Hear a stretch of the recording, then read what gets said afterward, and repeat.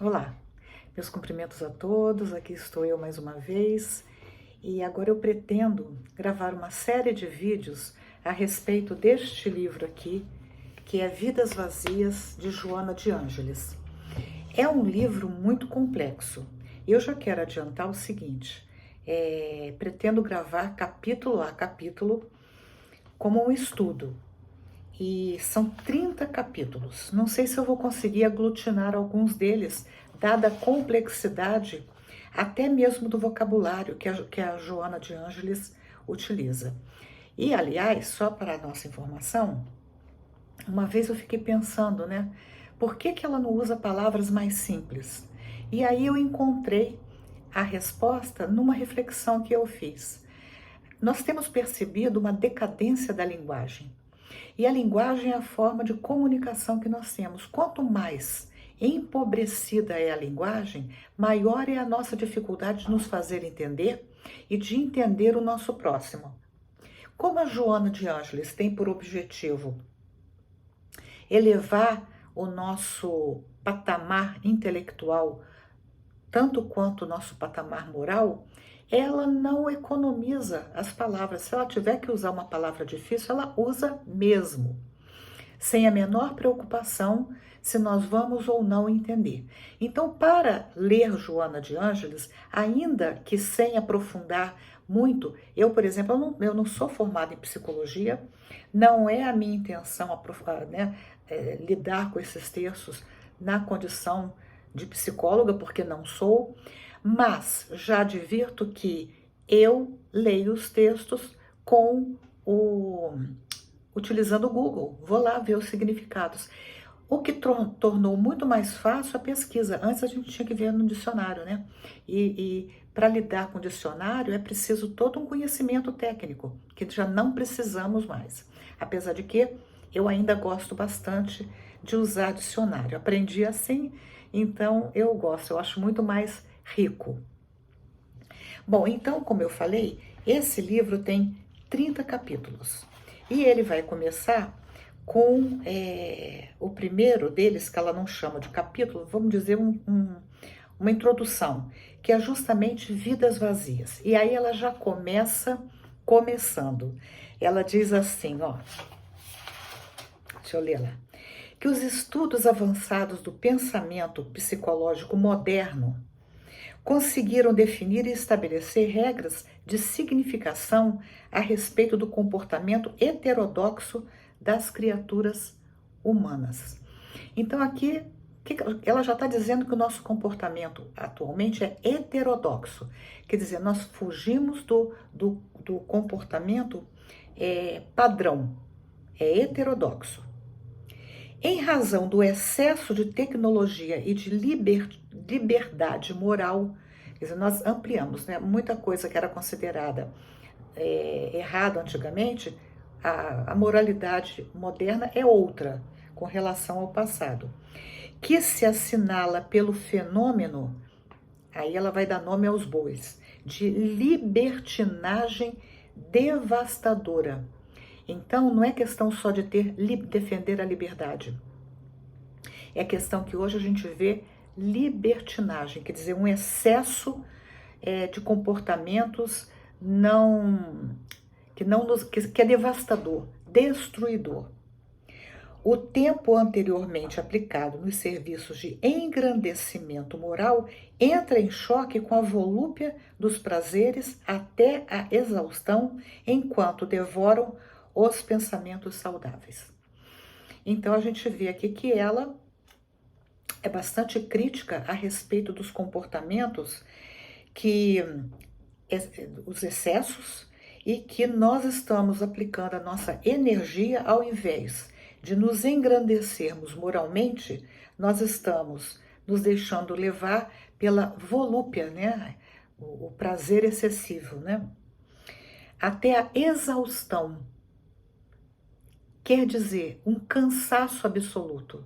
Então aí a gente já vê que as pessoas não se satisfazem, porque quando essa volúpia faz as pessoas quererem cada vez mais e nunca atingirem realmente o prazer real. Navega-se com celeridade em ações mentais frívolas, fúteis, né?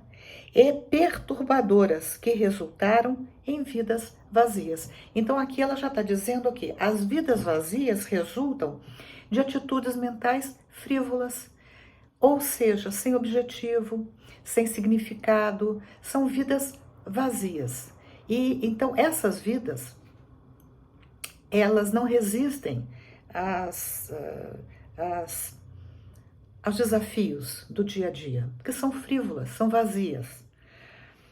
Ela continua: apesar da variedade infinita de ideias e atitudes de engrandecimento, o ser humano esvaziou-se dos desejos de servir. Quer dizer, cada um vive por si. Foi um esvaziamento de ver o outro, de servir, ficando em um estágio de preguiça mórbida. Cada um na sua, de repente, o que pode ser uma preguiça mórbida? De não fazer nada. E eu fico imaginando aqui, quando a gente passa horas e horas e horas em frente à TV. Não cresce em nada, é mórbido, né? Bom, lá vai ela, somente se interessando pelas sensações fortes. Então, o que ela está dizendo? Que cada vez mais o ser humano ele quer sensações fortes, que mexem com a sua adrenalina. E aí, quando a adrenalina baixa, ele se sente o quê? Infeliz, vazio. Continua. Os esportes educativos e terapêuticos vêm sendo substituídos pelos desafios superlativos às resistências orgânicas, e as criaturas desnorteiam-se em enfrentamentos contínuos com a morte e a paralisia, a perda da saúde. Então, ao invés das criaturas praticarem esportes educativos e terapêuticos, quer dizer, que contribuem para a sua saúde, esses esportes vêm sendo substituídos por desafios superlativos. No outro dia eu estava vendo as pessoas comentando a respeito de uma pessoa que gosta muito de futebol, e ela por muito tempo frequentou estágios de futebol. E aí ela estava relatando a violência que é o esporte atualmente. Então ele deixou de ser uma competição saudável para se tornar algo extremamente violento. As pessoas se quebram, né, se machucam gravemente, às vezes até ficando incapacitadas de continuar a prática daquele esporte. E muitas vezes esses esportes colocam as pessoas em situação de risco profundo, levando-os à morte, à paralisia e à perda de saúde. Nesse aturdimento que embala as novas gerações, quer dizer, isso é uma característica das novas gerações, o mercado da ganância propaga as novas ondas e facilita a aceitação das vertiginosas aventuras desportivas, em sucessivos desacatos à estrutura orgânica, e culmina com o desinteresse pela ordem, a alegria de viver, o progresso dos valores éticos. Bom, né, eu acho que aqui o texto fala por si. Eu aqui associo muito a esses esportes que colocam a vida da pessoa em risco, né? São os ditos esportes radicais. Uma vaga, quer dizer, uma onda de aberrações domina a Terra, aumentando o número dos mortos-vivos que se entregam a esses prazeres de alta extravagância sem qualquer responsabilidade. E aqui é importante quando ela fala isso, porque a vida, quando eu coloco a minha vida em risco, eu estou sendo irresponsável com o dom da vida que Deus me deu, porque a vida tem uma finalidade de me fazer crescer, de me fazer de me desenvolver. Se eu coloco a minha vida em risco, eu estou sendo irresponsável, certo? Continua o texto. Simultaneamente, ao mesmo tempo, pessoas perturbadas em sintonia espiritual com espíritos odientos e perversos convidam os jovens a suicídios espetaculares, depois que os levam a síndromes devastadoras no comportamento, por não encontrarem sentido para a existência. E, infelizmente, cada vez mais nós temos notícias de jovens e até de crianças que, por não encontrarem razão no viver, acabam se suicidando. E é bom lembrar que há uma censura na divulgação dos suicídios. Pensa-se que, divulgando os números, isso vai incentivar o suicídio. Mas o fato é que eles estão acontecendo em grande número. E são pessoas perturbadas, olha o que ela fala, porque estão em sintonia espiritual com espíritos odientos e perversos. Hoje, muitas vezes, eu não vou generalizar, mas por falta de uma crença, por falta de valores do espírito, por falta de uma religiosidade real, não é religião, é espiritualidade. Muitas vezes os jovens não têm o hábito da oração e se deixam levar por influências muito negativas de espíritos odientos e perversos. E aqui ela não está falando espíritos desencarnados, não. São espíritos, porque nós somos espíritos. Então, muitas vezes, o que acontece? Nós somos levados pela influência de seres que não têm o menor compromisso com a minha edificação. E aí os jovens se deixam levar pelas facilidades. Porque essas criaturas, tem o ditado que diz, vendem facilidade para depois cobrar dificuldade, né? Então, é muito importante que nós orientemos as nossas crianças, nossos jovens, para aquela passagem bíblica que fala da porta estreita e da porta larga. A porta larga é a porta da facilidade. É muito mais fácil passar pela porta larga. Difícil é passar pela porta estreita, dá mais trabalho. Mas a porta larga é a porta da queda, é a porta do abismo. A porta estreita vai demandar de mim uma série de cuidados, né, que vão fazer com que eu me desenvolva de uma forma mais responsável. Então, é muito melhor eu trilhar o caminho mais difícil mas que vai me levar para um local ou por uma situação melhor, do que eu escolher o caminho fácil e aí me entregar para, por exemplo, uso de drogas, né? Diante de um sofrimento, eu vou usar a droga porque pelo menos eu saio desse sofrimento, pelo menos por uns momentos. É a porta larga. E assim por diante, né? Esquecer um pouco os meus problemas. Continua. Aumenta significativamente o número dessas vítimas de filosofias esdrúxulas e materialistas que aniquilam a floração da sociedade e que cambaleia aflita sem saber o que fazer, como agir. O que ela está dizendo aqui? Que hoje a coisa mais fácil do mundo é a gente encontrar pessoas que têm solução e filosofias para tudo. No entanto, elas vitimizam as criaturas, e elas normalmente são filosofias materialistas, quer dizer, não tratam o homem como um ser que morreu, acabou, materialista. Veio o homem apenas como corpo físico, não veio o homem como corpo, alma e espírito. Então, ela diz que essas filosofias, elas aniquilam a floração da sociedade. O que é a floração da sociedade? A juventude, que está aflorando, né? Então, antes que os jovens desabrochem, essas filosofias estão envenenando as suas mentes. E aí esses jovens cambaleiam, aflitos, né?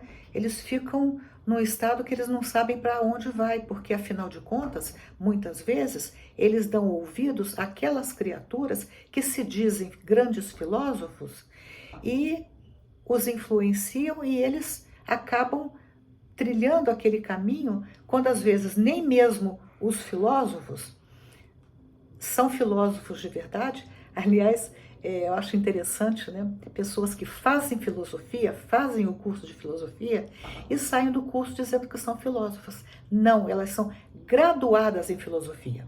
Da mesma forma que uma pessoa que fez história, ela não sai da faculdade um historiador.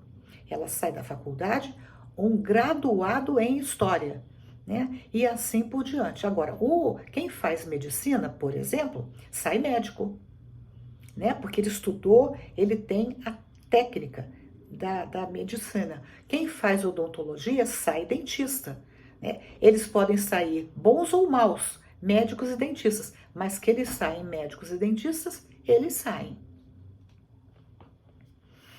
Aí continua. A vida humana tem o sublime objetivo de amar, que se aprende através do cuidadoso treinamento desde os primeiros dias no corpo. Então, nosso objetivo é desenvolver a capacidade de amar. Amar o quê? Amar verdadeiramente, né? É amar, desenvolver esse sentimento de respeito pelo próximo, de afeto verdadeiro. E aqui eu me lembro, né, uma vez uma pessoa muito engraçada falou que a gente confunde que devíamos amarmos uns aos outros e a gente entendeu que era amassemos uns aos outros. Porque hoje é assim. As pessoas estão fazendo declaração de amor eterno, que dura 2, 3 dias. Não resiste aos reveses da vida. E não precisa nem muito tempo. Por quê? Porque investiram no amassássemos e não no amássemos. Certo? Pode parecer um pouco chulo eu dizer isso, mas é o que está acontecendo por aí. E o pior, com graves problemas para a própria pessoa, porque algumas pessoas, quando saem de uma relação que elas acreditavam que fosse real, porque se ninguém acreditou mesmo que fosse real, fica por isso mesmo. Acontece que um lado pode ter investido, acreditado nas promessas, nas juras de amor. E quando isso não se concretiza, quando há uma grande decepção, aquilo pode derrubar a pessoa, né? E de uma forma bastante comprometedora para os dois. E quando dessa relação ainda existe o filho, a filha, aí a coisa fica mais complicada ainda. Nós precisamos ter responsabilidade. Como diz O Pequeno Príncipe, que é um livro que é muito interessante, porque diziam que eram os livros das misses, né? Quando perguntava qual o livro da sua preferência, e elas respondiam, O Pequeno Príncipe. Muito se debochou disso, mas é um dos livros mais profundos que eu conheço. Inclusive, neste Natal, eu dei um pequeno livro para cada um dos meus netos. Eles não vão ler agora, mas por enquanto eles estão vendo, alguns, né, só estão vendo as figuras. Mas eu espero que todos eles, com o passar do tempo, sejam capazes de lerem esse livro e tirarem dele todo o conteúdo profundo que ele tem. Bom, mas vamos continuar. Então, o ensinar o amor, ensinar a amar, deve acontecer desde os primeiros momentos da vida. Nós não temos que esperar a criança crescer para ensinar a importância do amor. É desde pequenininho que nós vamos falar do que é o amor, como que a gente demonstra o amor pelo outro. E demonstrar o amor pelo outro não é fazendo carinho físico, né? Não é dizendo eu te amo, eu te adoro, né? Não é isso. É agindo no sentido de mostrar para aquela pessoa que eu sou solidária a ela, que eu a respeito. Isso é uma forma de demonstrar amor. Tá junto, certo? E por aí adiante. Bom, aí continua. A estrutura social deve dispor de equipamentos morais e emocionais para dar sentido aos seus membros, especialmente no período da formação da sua personalidade. Eu interpretei esse equipamentos morais e emocionais como os valores humanos, né?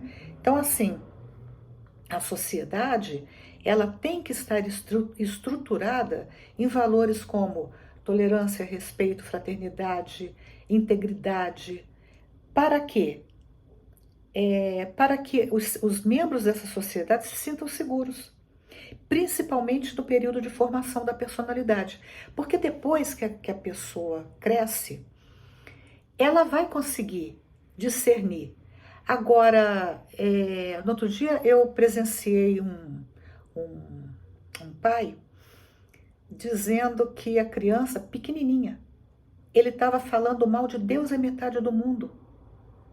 Então, eu fiquei imaginando assim, meu Deus, que desilusão que ele tá levando para essa criança, principalmente quando se fala mal das nossas instituições, ainda que a gente saiba que tem muitos membros dos poderes que realmente não valem nada, mas a instituição deve ser preservada e a criança precisa confiar que existe algo que tem validade. Depois, quando ela tiver maior, ela vai conseguir perceber a diferença entre a instituição e os seus membros. Ela vai, por exemplo, perceber, digamos, a diferença entre um bom médico e um mau médico, um bom profissional e um mau profissional.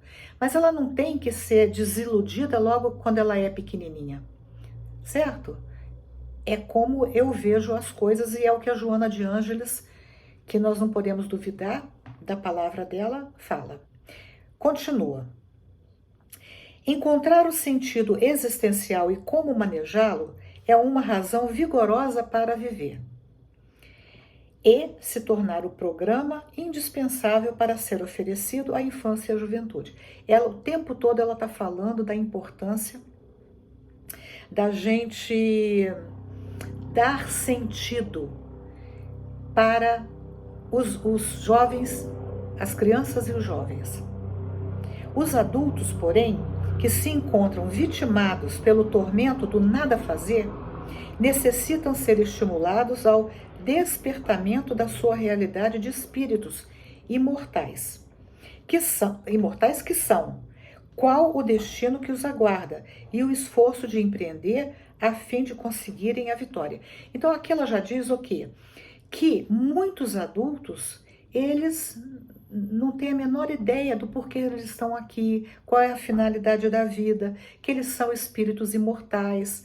Então, quem já tem essa noção deve tentar mostrar para essas pessoas que a não se entregarem ao desânimo, não se entregarem à vitimização, que hoje é tão comum, né? As pessoas ficam, né, numa reclamação sem fim, botando culpa nos outros, não assumindo a responsabilidade dos seus atos. Então, eles devem ser estimulados ao despertamento da sua realidade de espíritos, porque nós, como espíritos, nós respondemos por nós mesmos.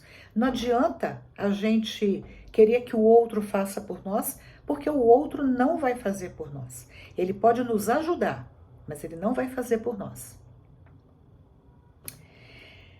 As vidas vazias são efeito da acomodação social e dos comportamentos extravagantes, que alucinam as massas mal conduzidas. Então, é efeito da acomodação social e comportamentos extravagantes. E esses comportamentos tornam as pessoas enlouquecidas, alucinam as massas, a grande número da população que está sendo mal conduzida. E parte dessa má condução é devida a quê? A mídia. A mídia que está entrando nas nossas casas e que a gente está se deixando conduzir por ela. E que nem sempre trazem valores que podem ser compartilhados com os nossos jovens, com os nossos filhos, de forma segura, de forma a melhorar o nosso padrão vibratório, os nossos valores de um modo geral. Continua o texto. Diante do imenso caos, bagunça social que alcança larga fatia de existências, quer dizer, grande parte de vidas, ressurge a doutrina de Jesus. Aí ela já vai começar a trazer Jesus como médico das nossas almas, como a solução para os nossos problemas. E ela coloca Jesus como psicoterapeuta de urgência, para preencher os espaços mentais e o tempo em reflexões profundas em torno do próprio existir, diluindo o anestésico psíquico que os nutre. Olha que interessante. Então ela diz que Jesus é o médico das nossas almas e que nós estamos anestesiados, estamos insensíveis. Eu acho que é nesse texto que ela fala que nós agimos como zumbis. Acho que é aqui nesse texto, agora eu não vou achar, mas eu acho que é nesse texto que ela fala isso. E aí ela vai já se encaminhando para o fim e diz assim: o interesse pelo próximo auxilia-o, quer dizer, auxilia esse adulto que está sem objetivo, que está anestesiado, ao crescimento pessoal e na construção da sua plenitude.